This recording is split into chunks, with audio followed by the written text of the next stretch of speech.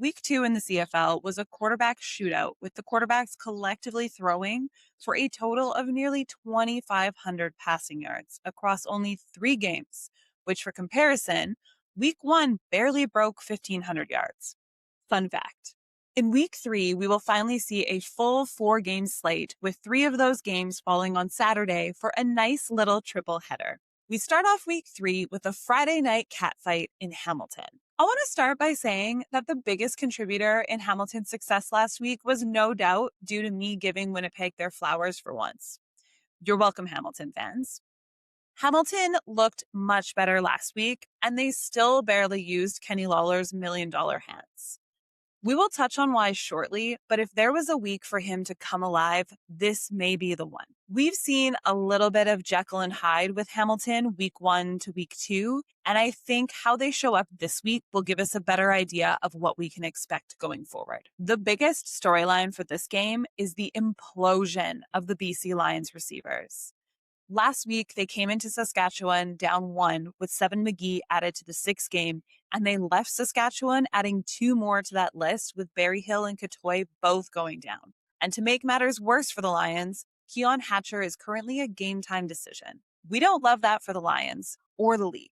I hope for a strong and speedy recovery for all of them because this league is a better place with that BC Lions receiving group. Regardless, I think Nate is capable of making plays happen even without his stars. And it may give them a little bit of an edge in this game since there will be players who no one has seen in this offense before. However, this can also be a huge challenge from a playbook perspective, and we may see them be a little more limited in their play calls.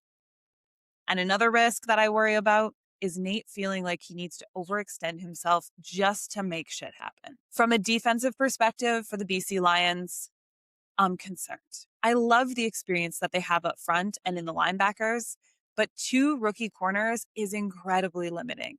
And when you look at the experience across the board for the DBs, I think TJ Lee has more CFL experience than all the other DBs do collectively. Man-to-man opportunities will be limited this week, especially going up against Kenny Lawler, which will further limit their ability to get in the backfield since they will need to be so dependent on zone coverage and keeping bodies back to cover.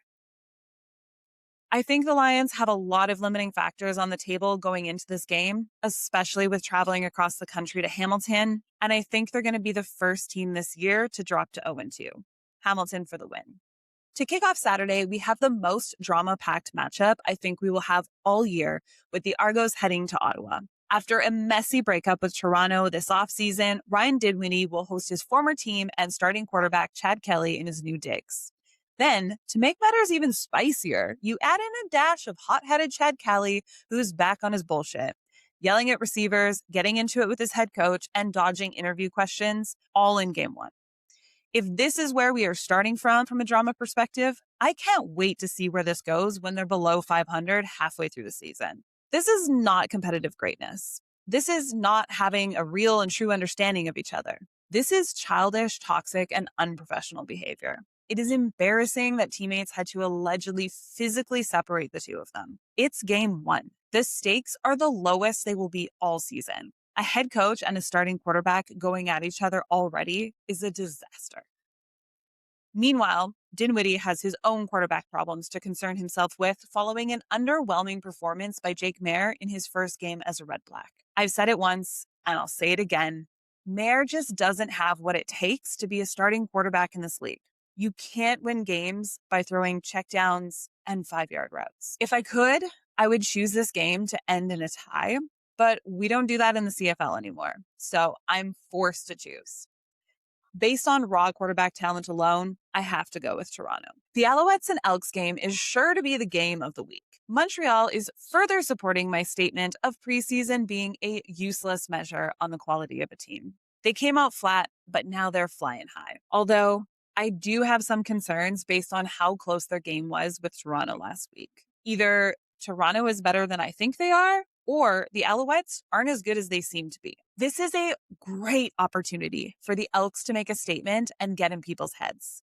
I think having Rick Campbell on staff will also be a huge help in this situation, as his BC Lions often saw success against the Alouettes. I think everything is lining up for the Elks to take this one, and when they do, I think they're going to become a problem for the rest of the league going forward. Elks take it in a nail biter. We wrap up Saturday's triple header with the Rough Riders heading to Calgary. With the Riders riding high after taking their season opener against the BC Lions, they look to go up 2-0 against their Western opponents. Saskatchewan's defense is the definition of bend but don't break. It is far from perfect, but even when things go south, they do just enough to keep shit together. I think Calgary's offense is looking spectacular, but I'm concerned about their defense. They looked like a bit of a shell of who they once were in their first game, but they will welcome Jalen Hutchings back this week, which might give them that much-needed spark. That being said, the efficiency shown by Harris last week means your pass rush isn't going to determine that game. He's getting that ball out fast, which is going to put the onus on the secondary to make tackles.